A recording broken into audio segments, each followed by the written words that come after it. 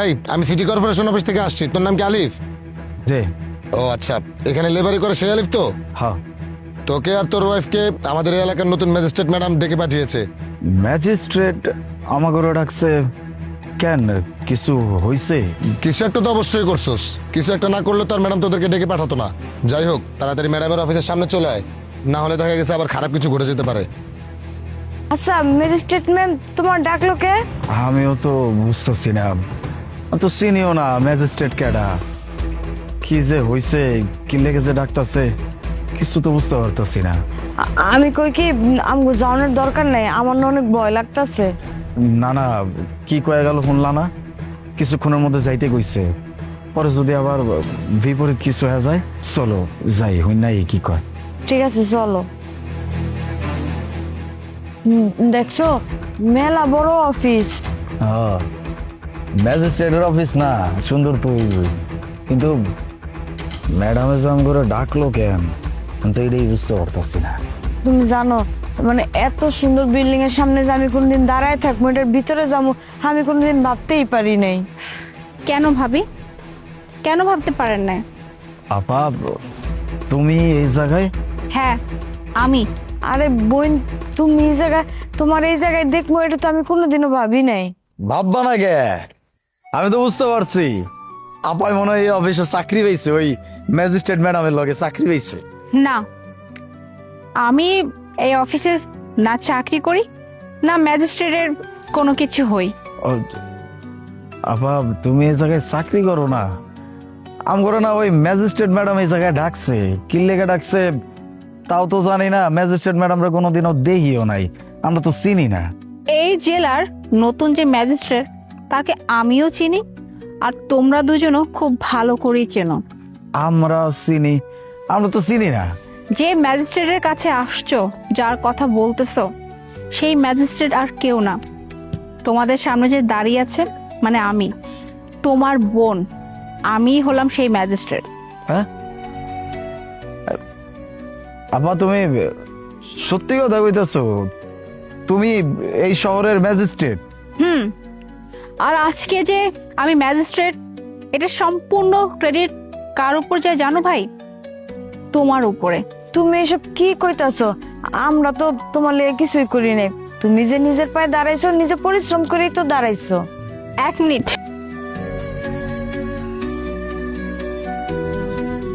কি কিছু মনে পড়ে? আলিফ আপা? ভাই, একখান কথা কইতে এসেছিলাম। কও না, কি হয়েছে? ওই হয়েছিল কি, আমার না কিছু টাকা লাগবে। কি লেগা, কি করবা? তুমি তো জানো ভাই যে আমি পড়াশোনা করতেছি, তো গ্রামের পড়াশোনা শেষ, এখন ওই শহরে যাইতে হইব বুঝছো। আমার তো স্বপ্ন অনেক বড় কিছু করার, এখন শহরে না গেলে তো এটা পূরণ করতে পারুম না। তো এর লেগে আমার কিছু টাকা লাগবে, এই টাকাটি না হইলে হয়তো আমার জীবনের স্বপ্নটাই শেষ হয়ে যাব। তাও তো ঠিক, পড়াশোনার জন্য তো টিয়া পয়সা লাগবেই। এই কত টিয়া লাগবো? কয় টাকা ওই আমি হিসাব করছি বুঝছো ভাই, যে ওই শহরে যাওয়া, তারপরে ওইখানে একটা বাসা নেওয়া, ওইখানে তো থাকার মতো কোনো আমার জায়গা নেই, আত্মীয় স্বজন নাই, তো একটা রুম ভাড়া নিতে হইব, আবার ওই ভর্তি বই খাতা সব কিছু মিলাইয়া প্রায় ওই লাখ খানেক টাকা লাগবে আর কি। লাখ খানেক? এ তো মেলা টাকা, আমার কাছে তো এখন এত টাকা নাই। খারাপ, দোলা এদিকে আও। তুমি আমার ডাকছো? ওই তোমার গলায় যে স্বর্ণের চেন আছে না, ওটা আমারে দাও। চেন দিমু মানে? কেন, কি করবা? আপা তো গ্রামের সব পড়াশোনা শেষ করে লাইছে, আবার এখন শহরে যাইতে হইব, পড়াশোনা করব। আপার না বড় স্বপ্ন আছে, অনেক বড় হইব। ওই জায়গায় গেলে খাওয়া দাওয়া থাকা পড়াশোনা সবকিছু মিলায়া একটা খরচের ব্যাপার আছে। এই ওই জন্যই আর কি চেনটা আবার দিয়ে দিব, ওটা বিক্রি করে আপা খরচ চালাইতে পারবো। দাও। না ভাই, তুমি কি পাগল হয়ে গেছো? হ্যাঁ, কি কথা কইতেছো তুমি?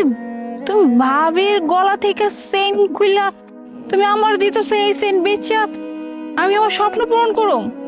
দেখো, তুমি খুব ভালো করেই জানো এটা আমার মায়ের দেওয়া শেষ একটা স্মৃতি, আর এটা যদি এখন দিয়ে দেই কেমন দেখায় না? বুঝছি তো, ঠিক আছে, তোমার মায়ের শেষ স্মৃতি। দেখো, স্বর্ণ অলংকার মানুষ কি লেগে রাখে, বিপদে যেন কামে লাগে, তাই না? এমন একটা বিপদের সময় না, আপা যখন বড় হইব তখন আমগই তো শোনা হইব যে আমাকে আপা বিশাল বড় মস্ত বড় অফিসার হইছে। আর আমি একটা ব্যবস্থা করুম, হ্যাঁ? দাও।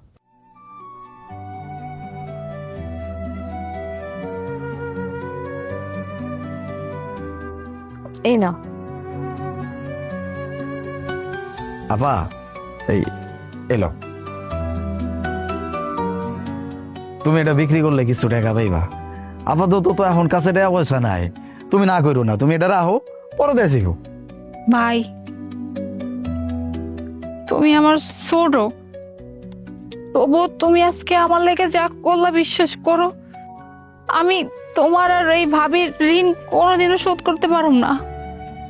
ভাবির মায়ের দেওয়া শেষ স্মৃতি এটা পর্যন্ত আমার দিয়ে দিছে শুধুমাত্র আমার স্বপ্ন পূরণ করার লেগে।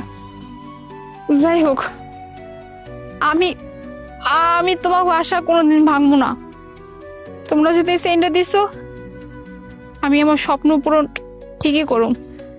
দেখো, আচ্ছা, তুমি তাইলে যাও, মন দিয়ে পড়াশোনা করো, নিজের স্বপ্নের দিকে নজর দাও, তাইলে হইব। যাও।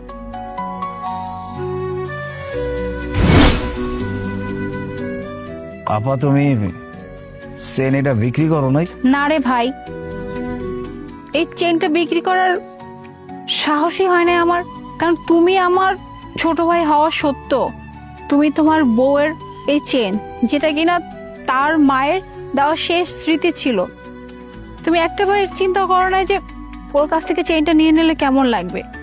শুধুমাত্র আমার কথা চিন্তা করছো যে আমি কিভাবে আমার স্বপ্নটা পূরণ করব। আমার স্বপ্ন পূরণ করার জন্য তুমি আমাকে এই চেনটা দিয়ে দিছিলে, তাই আমি এটা বিক্রি করার একদমই সাহস পাইনি। ভাবি, এই যে তোমার চেন। যাই হোক, তোমরা তো আমার জন্য যথেষ্ট করছো, মানে কখনো ভাই তুমি এইটা আমাকে বুঝতে দাও না যে আমি তোমার চাচার মেয়ে।